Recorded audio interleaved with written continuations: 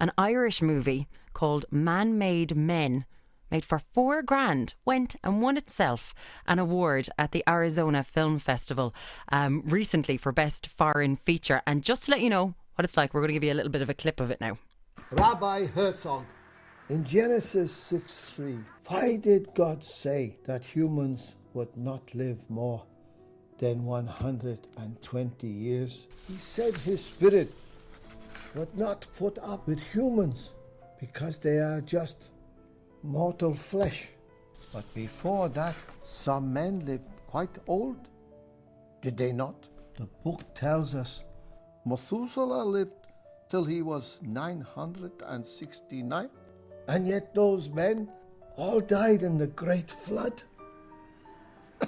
What are you saying? Some men survived the great flood.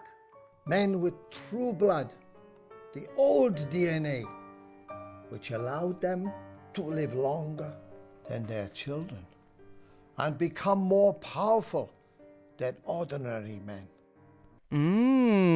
Interested? That is a clip from Man-Made Men, which was written, produced and directed by the man opposite me right now, Alex Fegan. How are you doing today? Not too bad at all, thank you. And yourself? I'm doing very well, but you got to tell us a bit more about this movie. You and your partner Helen Sheridan got together and made a movie for $4,000 that has now won an International Film Award. How in God's name did that happen?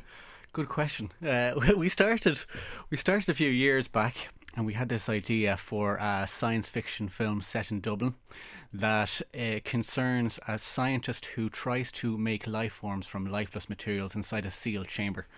And then we figured out that this was all had related to religion, and we had all sorts of offshoots, themes that kind of were attached to this idea.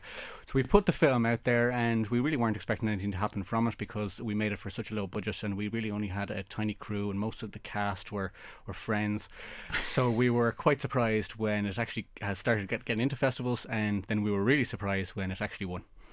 Now, obviously this was a passionate project. There was two of you, a crew of two, yourself and Helen. So, have you been an art student your entire life, a film student?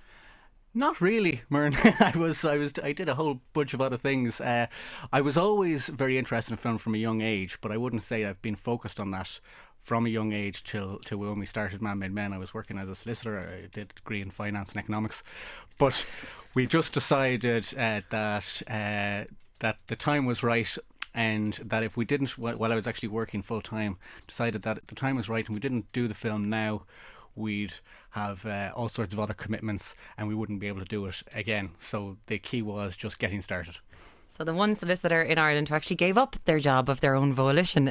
Seems a bit interesting. Now, this movie, where has it been shown? At film festivals? So we're now getting into different film festivals all over the place. So we have a website called www.manmademen.com, and we will be updating everyone who's interested where future showings will be held. So there's hopefully going to be a few more in Ireland in the next 6 months, so we'll let people know as they arise. Now, you mentioned there it's got an awful lot of themes involved in it. You've got this whole science side of it, their religion creeps in there, spirituality, everything like that. Was it influenced by other movies? Not really, actually. There's been a few films that have kind of come out subsequently to us having the idea for this film, and they may have tapped into some of the themes. But it was completely and utterly something that, well, actually, how can you say that something is not influenced by anything else? Because of course it is. So, but in general, the idea was something which we had from scratch, and I hope that people think that it is an original story. $4,000 is how much you made this movie for. You had quite a few actors in this, so was the money all spent on their wages? You had to have a camera, you had to have people mic'd up. How did you do all this on $4,000? Well, what we realised, Murren, was that there's an old cliche that there's a catch-22 to getting a film made, and that is that no one will give you money unless you've already made a film. But how do you get to make a film if no one will give you money? So if you communicate that to the cast and say, well, look, they're also in a, there's sort of a quid pro quo situation going on where they need us to be able to put the thing together, and we need them to be able to act in it. And so you can get talented people who are starting out as well, who would be delighted to be in our film, and likewise we're delighted to have them. And then the key is that we're all committed to finish what we start. And so as a result, to answer your question, everyone was willing to work for absolutely nothing.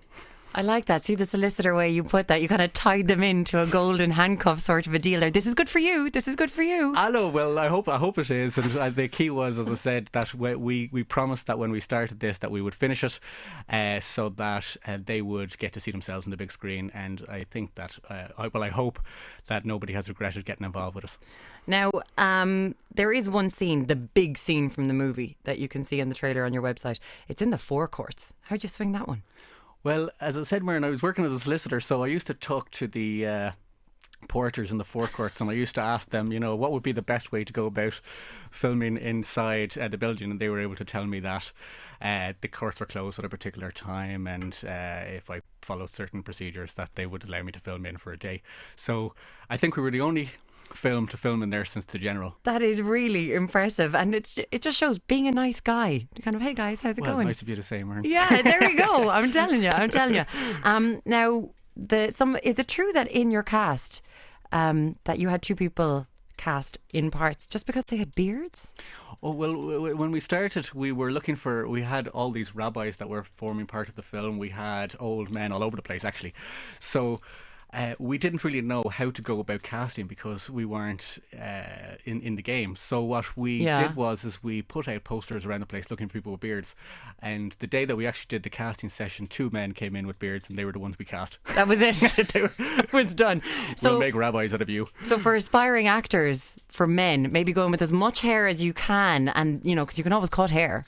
Yes, unless depends on the role. But depends on the role. Depends on, I suppose, a Rob Pattinson type role mightn't be good. Exactly.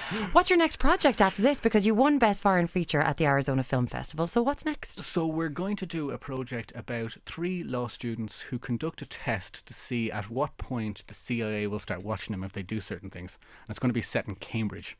And it's a very suspenseful story. So if anyone's out there and is looking for a film to finance, please give me a call. info@feganfilms.com. There we go. That's interesting, because I suppose it's what people would think, and you see it in different elements of movies that the CIA is tracking your actions. Well, we want to look at the whole idea of paranoia and all those sort of other themes as well. So it's set in Cambridge. We managed to get permission to film inside one or two of the colleges there, and so I think it's going to be a really interesting story. So you're gung-ho about this. Is this your future career now? There's no going back to the soliciting? Difficult thing to announce that on the radio, but I will. I'll do my best anyway. What advice do you have for aspiring filmmakers who have no funds, who have no money? Well, as I said, when I mentioned that catch-22 situation, what we did was we looked at filmmakers who had overcome that catch. So if you look at guys like Peter Jackson, who spent 4 years making his first film, and the same with Christopher Nolan, and even the likes of Stanley Kubrick actually made 2 films pretty much by himself before he was given funding by anybody else. Yeah. And the same for films like Primer and Pi and all these.